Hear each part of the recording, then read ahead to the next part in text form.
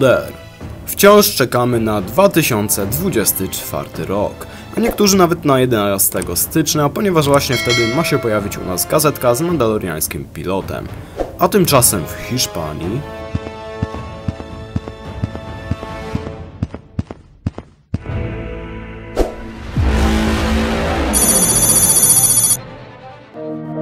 po pierwsze warto zauważyć, że gazetka też jest zapakowana w folię, więc podobnie tak jak u nas, papierowe saszetki mijają się z celem. Okładka to grafika z Bo-Katan, przedstawienie figurki, która tutaj jest podpisana jako mandaloriański pilot, a w zestawie była podpisana jako dowódca floty Mandalorian. Cena jest nieco wyższa niż u nas, ponieważ wynosi 5,99 €, co mniej więcej daje nam 25 zł. Dwa plakaty, w Polsce zazwyczaj są podpisane jako niesamowite, a tutaj są super. I na koniec zapowiedź mega komiksu. Tradycyjnie jest spis treści, ale on tu raczej nikomu się nie przyda, no chyba że ktoś zna hiszpański albo domyśli się po obrazkach. Mamy komiks Ahsoka al Rescate, co prawdopodobnie znaczy Ahsoka na ratunek, tak przynajmniej się domyślam.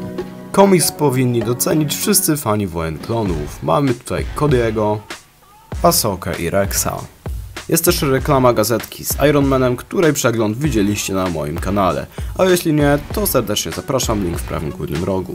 Jak zwykle, tak jak u nas, też jest pełno łamigłówek. Nawet są tu ulubieni bohaterzy wszystkich fanów Gwiezdnych Wojen, czyli Finn i Poe Dameron. Następnie mamy Sokoła Millennium, Hanna Solo i jego wycieraczkę. Dalej mamy prezentację całkiem fajnego zestawu, czyli bazy rebeliantów na Yavin 4, której cały czas nie mam czasu złożyć, no ale kiedyś tam oczywiście recenzja na kanale będzie. Prędzej niż projekt Mos Eisley, szczególnie, że tu zależy mi na tych minifigurkach.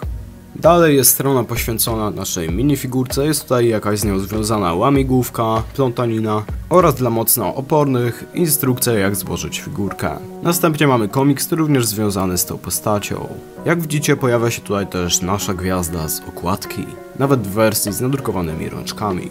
Tutaj mamy uczestników hiszpańskiej edycji konkursów i ich kolekcję LEGO Star Wars.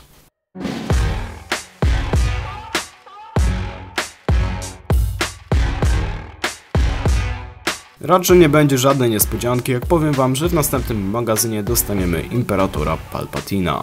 My tą minifigurkę prawdopodobnie dostaniemy w lutym, a Hiszpanię już 26 stycznia. Z tyłu mamy jeszcze zaprezentowane kilka zestawów z serii LEGO Star Wars. W tym ten, w którym dostajemy figurkę pilota Mandalorian. Mamy papierowy blister i jego zawartość. O, niespodzianka, jeszcze więcej folii.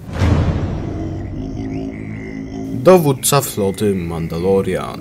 Postać ta po raz pierwszy i ostatni pojawiła się w serialu The Mandalorian.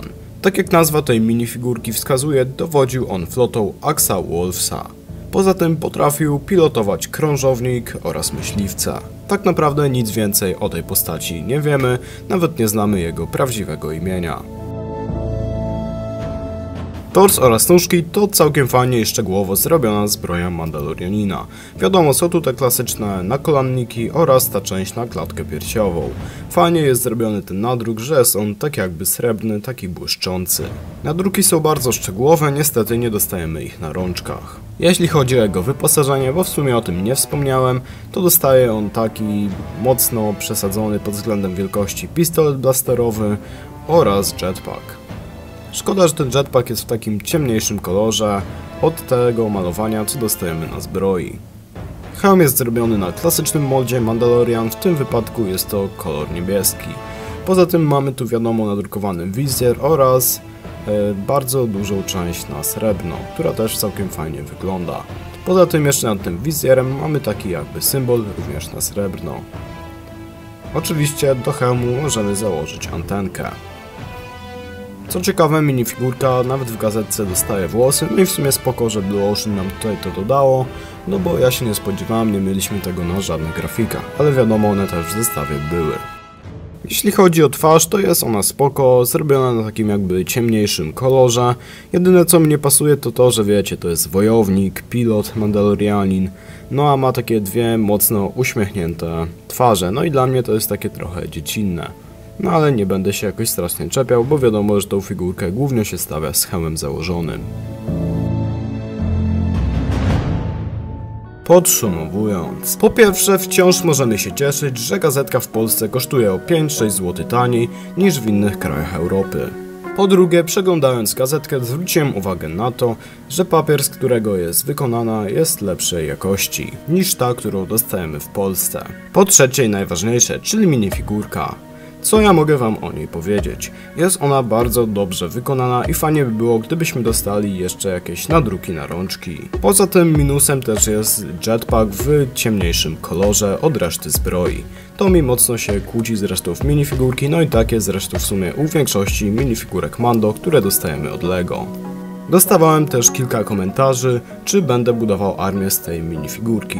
Ja myślę, że nie ma to większego sensu, ale myślę, że tak z 2-3 sztuki kupię, żeby mieć dowódców do mojej kolekcji Mandalorian.